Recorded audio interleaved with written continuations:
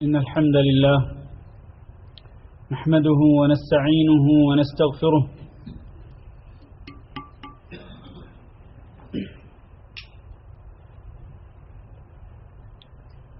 إن الحمد لله نحمده ونستعينه ونستغفره ونعوذ بالله من شرور أنفسنا ومن سيئات أعمالنا من يهده الله فلا مضل له ومن يضلل فلا هادي له وأشهد أن لا إله إلا الله وحده لا شريك له وأشهد أن محمدا عبده ورسوله اللهم صل على محمد وعلى آل محمد كما صليت على إبراهيم وعلى آل إبراهيم إنك حميد مجيد اللهم بارك على محمد وعلى آل محمد كما باركت على إبراهيم وعلى آل إبراهيم إنك حميد مجيد أما بعد فإن خير الحديث كتاب الله وخير الهدي هدي محمد صلى الله عليه وسلم وشر الأمور محدثاتها وكل محدثة بدعة وكل بدعة ضلالة وكل ضلالة في النار أعوذ بالله من الشيطان الرجيم يا أيها الذين آمنوا اتقوا الله حق تقاته ولا تموتن إلا وأنتم مسلمون يا أيها الناس اتقوا ربكم الذي خلقكم من نفس واحدة وخلق منها زوجها وبث منهما رجالا كثيرا ونساء واتقوا الله الذي تساءلون به والأرحام إن الله كان عليكم رقيبا يا أيها الذين آمنوا اتقوا الله وقولوا قولا سديدا يصلح لكم أعمالكم ويغفر لكم ذنوبكم ومن يطع الله ورسوله فقد فاز فوزا عظيما قابل صد احترام بزرگوں دوستوں اور بھائیوں، اللہ رب العزت نے انبیاء اور رسول علیہ السلام کو ایک ہی مقصد کے لیے مبعوث فرمایا کہ وہ اپنی اپنی امتوں کو یہ باور کرائیں کہ اللہ رب العزت نے انہیں صرف اپنی عبادت کے لیے پیدا کیا ہے اور ان تک اللہ کی توحید کا پیغام پہنچائیں اور انہیں آگاہ کریں کہ اعبدوا اللہ ما لکم من الہ غیرہ، کہ اکیلے اللہ کی عبادت کرو اور تمہارا اللہ کے سوا کوئی معبود برحق نہیں۔ وما ارسلنا من رسول وما ارسلنا من قبلك من رسول الا نوحی الیہ انہ لا الہ الا انا فاعبدون، ہم نے آپ سے پہلے جو بھی رسول بھیجا اس کی طرف یہی وحی نازل کی کہ لوگوں کو یہ بتلا دو کہ اللہ کے سوا کوئی معبود برحق نہیں، اللہ اکیلا ہی معبود برحق ہے، لہذا اللہ ہی کی عبادت کرو اور اللہ کی عبادت میں کسی کو شریک نہ بناؤ۔ جہاں انبیاء اور رسول علیہ السلام کی بعثت کا یہ مقصد ہے، وہاں ہم اگر غور کریں تو تمام عبادات کا مقصد بھی اللہ رب العزت کی توحید کو قائم کرنا ہے۔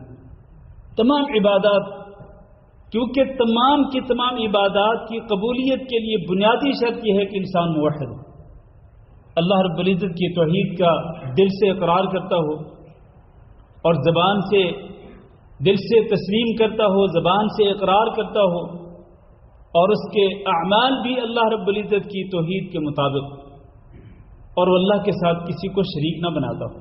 تمام کی تمام عبادات کا یہی مقصد ہے۔ آپ نماز کو دیکھ لیں، نماز کی ہر رکعت کے اندر سورۃ الفاتحہ پڑھنے کی تلقین کی گئی، بلکہ حکم دیا گیا، اور سورۃ الفاتحہ پوری کی پوری اللہ کی توحید۔ اور یہ حج کا سیزن ہے، ذو الحج کا پہلا عشرہ اپنے اختتام کو پہنچ رہا ہے، اور آج کے دن کو قرآن مجید میں یوم الحج الاکبر بھی کہا گیا ہے، حج کا سب سے بڑا دن، اس لیے کہ آج کے دن حجاج حج کے زیادہ مناسک ادا کرتے ہیں ایک ہی دن کے اندر، کہ صبح سویرے فجر کی نماز مزدلفہ میں پڑھتے ہیں اور پھر اس کے بعد مینا میں آتے ہیں، بڑے شیطان کو کنکریاں مارتے ہیں، اس کے بعد قربانی کرتے ہیں، اس کے بعد حلق کرواتے ہیں، اس کے بعد طواف بیت اللہ کرتے ہیں، اس کے بعد صفا اور مروہ کی سعی کرتے، ایک ہی دن کے اندر 5 کام کرنے پڑتے. اس لیے اس دن کو یوم الحج الاکبر کہا گیا ہے. اگر ہم یہ دیکھیں کہ حج کے اندر اللہ رب العزت نے حاجی کو توحید کا کس طرح سے سبق دیا ہے، کیونکہ تمام کی تمام عبادات کا ہدف اور مقصد ہی یہی ہے، اللہ کی توحید کی تعلیم دینا. اور حج میں تو بہت ہی زیادہ اللہ کی توحید کی تعلیم دی گئی. چنانچہ آپ دیکھیں، میں انتہائی اختصار کے ساتھ عرض کروں گا کہ نبی کریم صلی اللہ علیہ وسلم جب مدینہ منورہ سے روانہ ہوئے اور ذوالحلیفہ میں آپ صلی اللہ علیہ وسلم نے احرام باندھا اور احرام کی نیت کی، تو حضرت جابر بن عبداللہ رضی اللہ تعالیٰ عنہ کہتے ہیں فَأَهَلَّ بِالتَّوْحِيدِ، نبی صلی اللہ علیہ وسلم نے اپنی اس عبادت کا آغاز کس کے ساتھ کیا؟ توحید کے ساتھ. اور وہ کس طرح؟ وہ اس طرح کہ انہوں نے نبی صلی اللہ علیہ وسلم نے تلبیہ پڑھنا شروع کر دیا. اور تلبیہ یہ پورے کا پورا اللہ کی توحید ہے.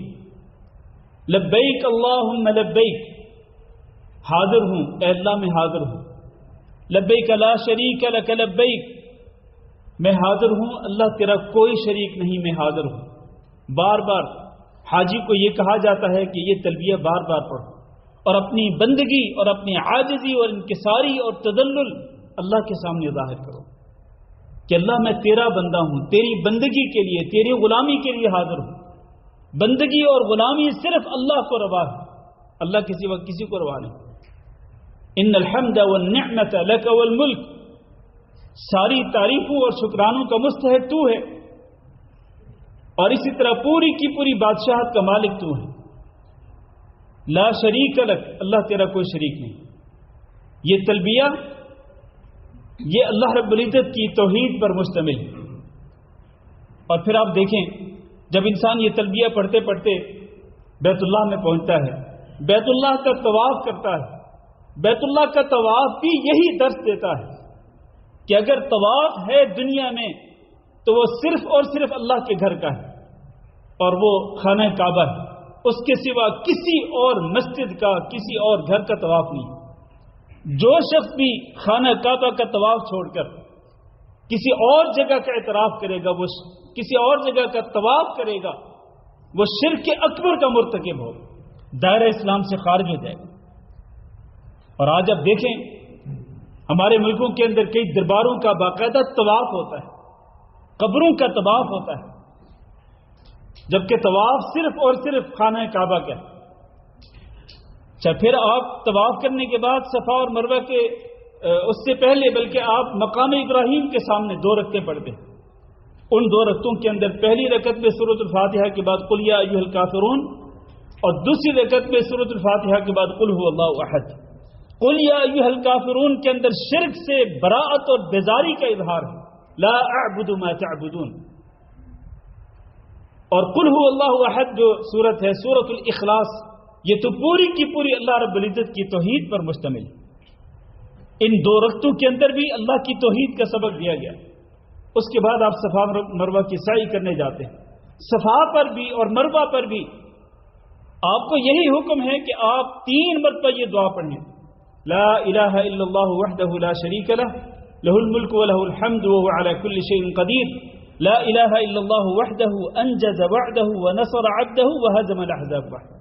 یہ بھی پوری دعا اللہ کی توحید پر مشتمل ہے کہ اللہ کے سوا کوئی معبود برحق نہیں، اور وہی بادشاہت کا مالک ہے، وہی تمام تعریفوں اور شکرانوں کا مستحق ہے، اور وہ ہر چیز پہ قادر ہے، وہ زندہ کرتا ہے، وہ مارتا ہے. وہ اللہ ہی ہے، اکیلا اللہ ہی ہے جس نے اپنے بندے کی نصرت کی، جس نے بڑی بڑی فوجوں کو، کافروں کی بڑی بڑی فوجوں کو شکست دی.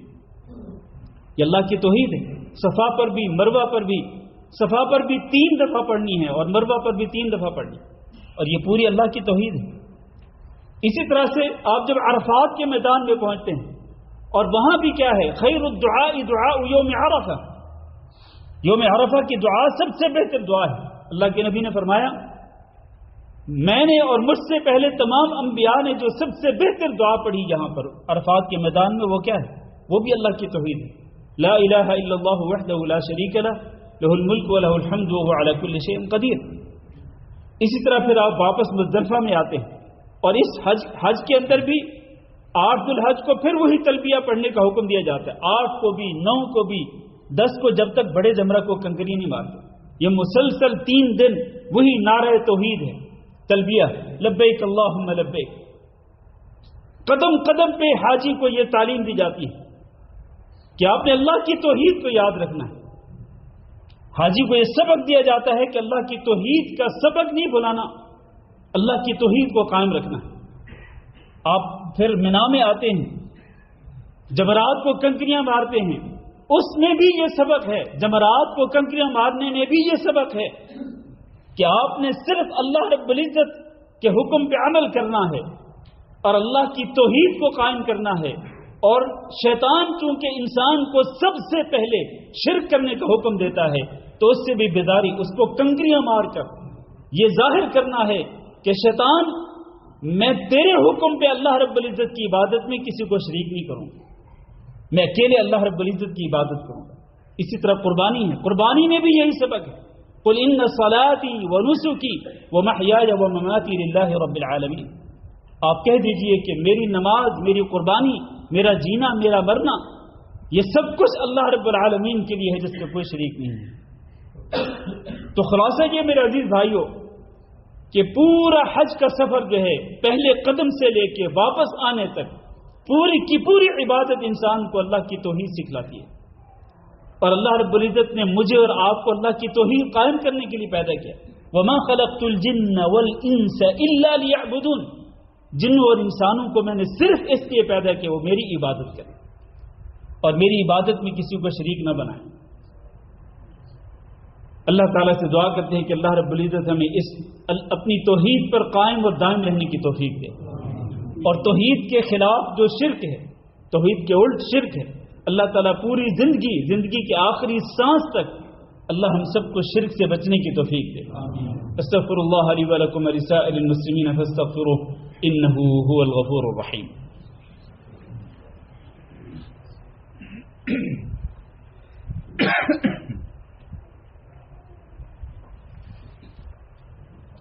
إن الحمد لله نحمده ونستعينه ونستغفره ونعوذ بالله من شرور أنفسنا ومن سيئات أعمالنا، من يهده الله فلا مضل له ومن يضلل فلا هادي له، وأشهد أن لا إله إلا الله وحده لا شريك له، وأشهد أن محمدا عبده ورسوله۔ اللهم صل على محمد وعلى آل محمد كما صليت على إبراهيم وعلى آل إبراهيم إنك حميد مجيد۔ اللهم بارك على محمد وعلى آل محمد كما باركت على إبراهيم وعلى آل إبراهيم إنك حميد مجيد۔ اما بعد، عزیز بھائی اور دوستو، جس طرح میں نے گزارش کی کہ تمام کی تمام عبادات کا ہدف اور اصل مقصد اللہ رب العزت کی توحید کا سبق دینا ہے، اور یہ سبق انسان کو بار بار یاد کرانا ہے۔ اور یہ توحید ہے کیا؟ توحید 3 چیزوں کا نام ہے۔ ایک یہ کہ آپ اللہ رب العزت کو اکیلا رب مانیں، کہ اکیلا اللہ رب العزت خالق اور مالک ہے اور رزاق ہے اور پوری کائنات کے نظام کو اکیلا چلا رہا ہے، اس کا کوئی شریک نہیں۔ اس کو توحید ربوبیت کہتے ہیں۔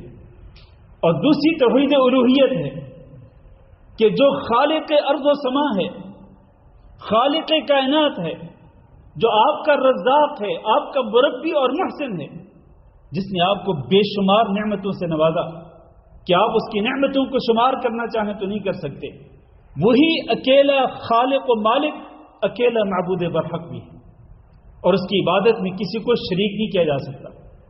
تمام کی تمام امیدوں کا محور اللہ رب العزت ہونا چاہیے، اور خوف صرف اللہ رب العزت کا ہونا چاہیے، توکل اور بھروسہ صرف اللہ رب العزت کی ذات بابرکات پہ ہونا چاہیے۔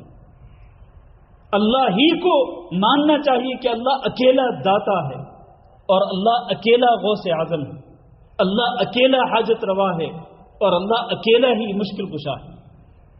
یہ سارے کے سارے اختیارات اللہ کے پاس، اس کو توحید الوہیت کہتے ہیں۔ اسی کے لیے اللہ رب العزت نے تمام انبیاء کو مبعوث فرمایا۔ اور تیسری جو توحید ہے وہ ہے توحید اسماء و صفات، کہ اللہ رب العزت اپنے اسماء و صفات میں، اللہ رب العزت کے اسماء حسنہ ہیں، بہترین نام ہیں، اور وہ بے شمار ہیں. وہ صرف 99 یا 100 نہیں، بلکہ وہ بے شمار نام ہیں کہ جن کو اللہ رب العزت نے اپنے علم غیب کے اندر رکھا ہوا ہے. ان اسماء حسنہ کا حتیٰ کہ انبیاء کو بھی پتہ نہ چلا. اللہ رب العزت کے بہترین اسماء ہیں، نام ہیں. اور اسی طرح اللہ رب العزت کی بے شمار صفات ہیں. اللہ رب العزت اپنے ناموں کے اندر بھی باکمال ہے اور اپنی صفات کے اندر بھی باکمال ہے. اللہ ہر قسم کے نقص اور عیب سے پاک ہے. اللہ اپنے اسماء و صفات کے اندر یکتا اور منفرد ہے. اس کو توحید اسماء و صفات کہتے ہیں. میرے بھائیوں، توحید کے ان تینوں قسموں کو سمجھنا اور ان کو دل میں بٹھانا ضروری ہے. جس سے میں نے پہلے کہا کہ تمام کی تمام عبادات کی قبولیت کی جڑ ہی یہ اللہ کی توحید ہے. اسی لیے حاجی کو بھی بار بار یہی سبق سکھلایا جاتا ہے.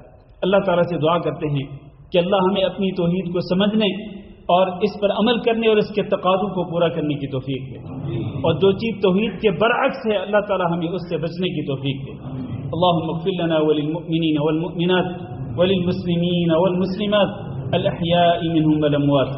اللهم إنا نسألك العفو والعافية في الدنيا والآخرة. اللهم إنا نسألك رضاك والجنة ونعوذ بك من سخطك والنار. اللهم فرج هم المهمومين ونفس كرب المكروبين واقض الدين عن المدينين واشف مرضانا ومرضى المسلمين. اللهم آمنا في أوطاننا واجعل هذا البلد آمنا مطمئنا وسائر بلاد المسلمين. عباد الله، إن الله يأمر بالعدل والإحسان وإيتاء ذي القربى وينهى عن الفحشاء والمنكر والبغي يعظكم لعلكم تذكرون. سبحان ربك رب العزة عما يصفون وسلام على المرسلين والحمد لله رب العالمين.